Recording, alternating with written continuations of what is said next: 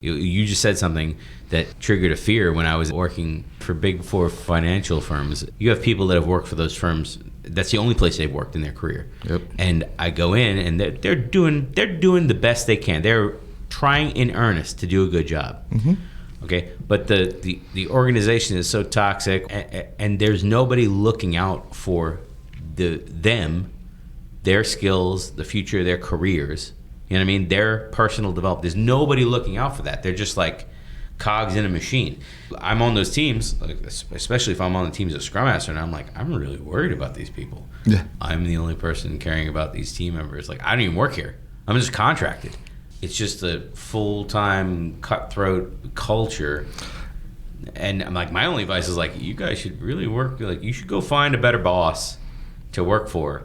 Part of this Agile stuff, like it touches on some psychology and it touches on personal growth. I think that we've all heard like the growth mindset versus the fixed mindset, and psychological safety and these things. Like, I'm not a psychologist.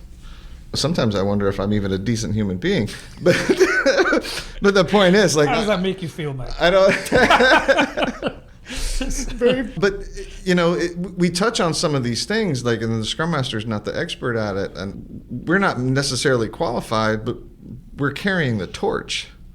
And I think about the best managers that I've ever had in my life, and they were interested in my growth, and they were interested in my career, Right. and they felt, you know, selfless. And then it's like, well, you know, no, we don't want to see you leave the team, but what's good for you? And those are the things that I kind of try to emulate when I'm managing others. And it's like, well, what's the best choice for you? Like, where do you know, what skill do you need to learn next? Do you need to go somewhere? But you have to grow. So, like, I manage a group of product owners. I tell people at work, a lot of people know this, that my office is the safest place. You can just come in and you can literally just say anything. And it doesn't matter. And we'll work through it. But that is a large part of it right there, is just listening to people, acting as like a release valve, like letting them you know, hit their equilibrium again, like after they've gone through a difficult interaction with somebody else. But it's that kind of stuff that you have to interject into a team that builds the trust, that builds the psychological safety. Like, a team is not a group of people that work together. It's a group of people that trust each other. Right.